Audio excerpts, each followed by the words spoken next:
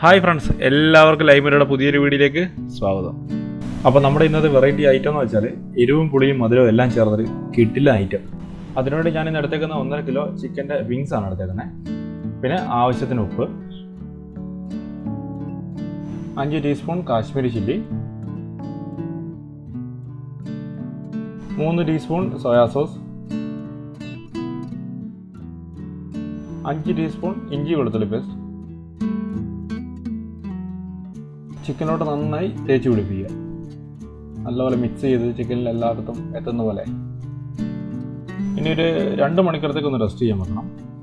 ആ സമയം കൊണ്ട് മസാലയുടെ കൂട്ട് നമുക്ക് തയ്യാറാക്കാം. അപ്പോൾ 1.5 കപ്പ് മൈദ, 9 teaspoon cornflour, 4 teaspoon Kashmiri chilli, 2.5 teaspoon കുരുമുളക് പൊടി, ആവശ്യത്തിന് ഉപ്പ്, 2.5 ടീസ്പൂൺ വറ്റൽമുളക് ചതച്ചത്.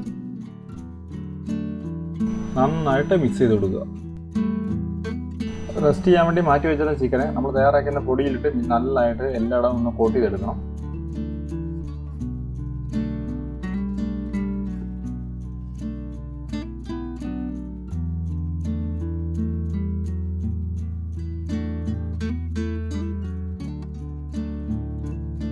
ഞാൻ ഉരുളിയാണ് എടുത്തേക്കുന്നത്. ഉരുളിലോട്ട് നമ്മുടെ ആവശ്യത്തിന് ഓയിൽ ഒഴിച്ച് കൊടുത്തിട്ടുണ്ട്.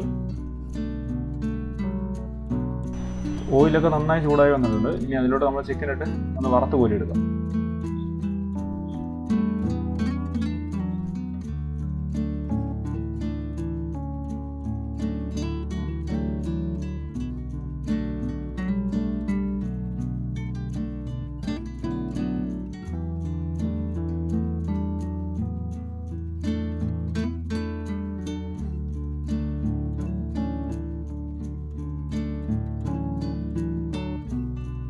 നമ്മുടെ ചിക്കന് 2 സൈഡും നന്നായി മൊരിഞ്ഞ് റെഡിയായി വന്നിട്ടുണ്ട്. ഇനി നമുക്കത് കോരി മാറ്റിയേക്കാം.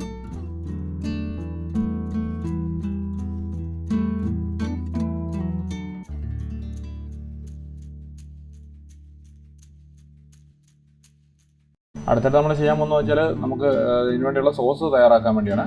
അതിനുവേണ്ടി നമ്മൾ ആദ്യം തന്നെ ബട്ടർ ഇട്ട് കൊടുത്തിട്ടുണ്ട്. 1.5 cup barbecue sauce, 5 tablespoon tomato sauce, 6 tablespoon ചെറുതേൻ. നമ്മൾ വറുത്ത് മാറ്റി വെച്ചിരുന്ന ചിക്കൻ തയ്യാറാക്കിക്കുന്ന സോസിലോട്ട് ഇട്ട് കൊടുക്കുക. തീ നന്നായി കുറച്ചേക്കണം. അതിനുശേഷം നന്നായിട്ട് ഇളക്കി കൊടുക്കണം.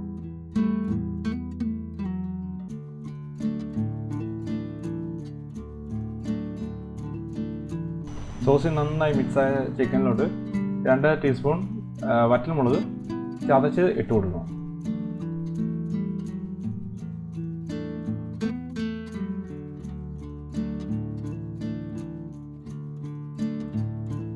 അങ്ങനെ നമ്മുടെ എരിവും പുളിയും ചേർന്ന നല്ല കിടിലൻ ബാർബിക്യൂ വിങ്സ് ചിക്കൻ തയ്യാറായിട്ടുണ്ട്.